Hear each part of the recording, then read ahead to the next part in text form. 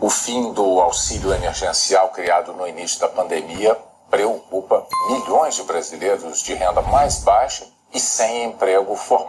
Estamos em reta final e queremos saber se você está com a gente. Se você apoia o deputado André Janones, deixe o seu like aqui nesse vídeo, marque a sua presença. E claro, deixe nos comentários a hashtag #EuApoioJanones se você está junto conosco nessa batalha para prorrogar o auxílio emergencial e para o deputado André Janones na presidência da Câmara. Deixe o seu like agora mesmo. Caso contrário, deixe seu dislike e a sua manifestação aqui nos comentários. Agora eu deixo com vocês a matéria do Jornal Nacional e depois eu volto para a gente debater outros assuntos extremamente importantes. Inclusive hoje tem saque liberado do auxílio emergencial. Então fica até o final do vídeo. Depois da matéria do Jornal Nacional, eu volto. O fim do auxílio emergencial criado no início da pandemia preocupa milhões de brasileiros de renda mais baixa e sem emprego formal.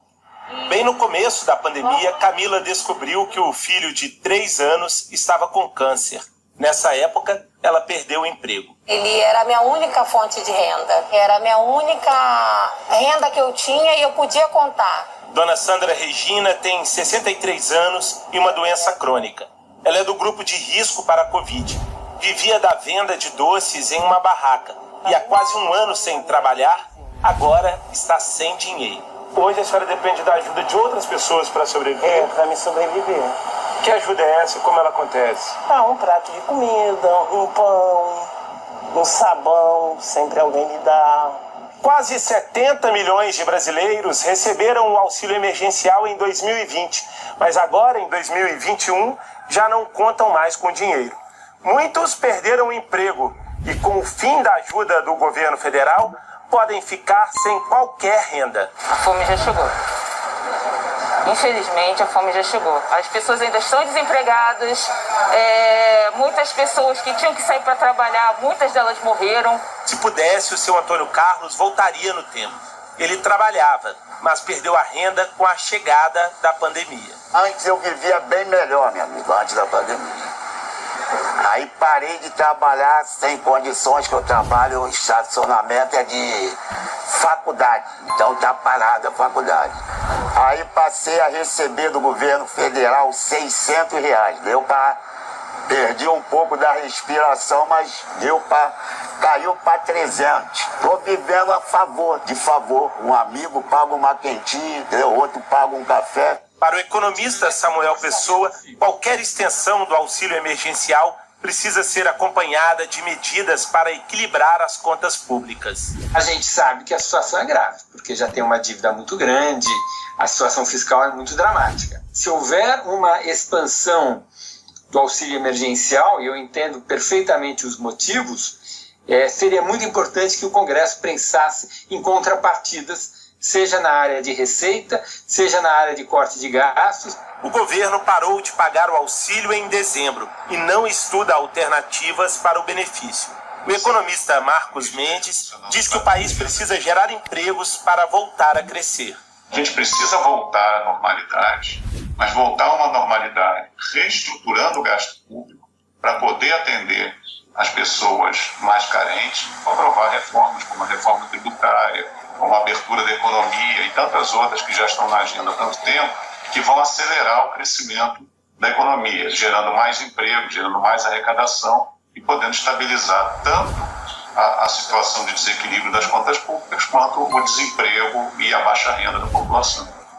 Se o povo não vier comigo, eu vou ficar latindo sozinho, vou ficar falando, gritando e não vai resolver nada. Eu não tenho força sozinho. Eu sou um representante do povo, um empregado e fiscal do povo aqui dentro da Câmara dos Deputados. A minha força, ela vem de vocês. Então senta o dedo, explode essa live nos 4 cantos do país, de norte a sul, para mostrar que o povo não desistiu, que o povo não é bobo, que o povo vai lutar até o final. O senhor acredita que não há espaço, digamos assim, a necessidade das pessoas é grande e aí será necessário estender o auxílio emergencial a limite? Eu acho que é exatamente isso que tem de ser feito. Não sei por que o governo, ou quem quer que seja, meteu na cabeça de puxar para o debate diário a discussão de fazer, já de forma definitiva, um programa de tal envergadura, quando é possível mantê-lo funcionando por mais algum tempo, aí eu me refiro ao auxílio emergencial, que no fundo é do que se trata, o que se quer é perenizá-lo. Então, por que não mantê-lo para atender as pessoas em grande necessidade, até que a gente entender que os efeitos da pandemia terão cessado? Quero dizer o quê? Que as pessoas que antes estavam em atividades informais possam voltar à vida de antes. Aí a gente terá condições de discutir melhor se vai ser possível fazer algo para essas mesmas pessoas de forma permanente após a pandemia. O programa emergencial tem de se estender, aí depois a gente vê. Não é muito uma questão de sentimento, de opinião. Por quê? Porque eu acho que, enquanto a pandemia estiver aí, o mundo todo está se organizando para fazer coisas fora do comum. E isso seria fazer fora do comum. Aí vem um e diz, não, mas o Brasil não tem credibilidade suficiente para fazer coisas fora do comum. Eu testaria isso. Eu não desistiria de testar isso. Eu não concordo com essa posição de que nós somos um ente diferenciado para pior e que não possa fazer o que a maioria dos países do mundo desenvolvido está fazendo. Agora, senhor Raul, para fazer isso seria necessário, então, mudar a legislação. Nós temos a emenda constitucional 95, que é a emenda do teto dos gastos públicos.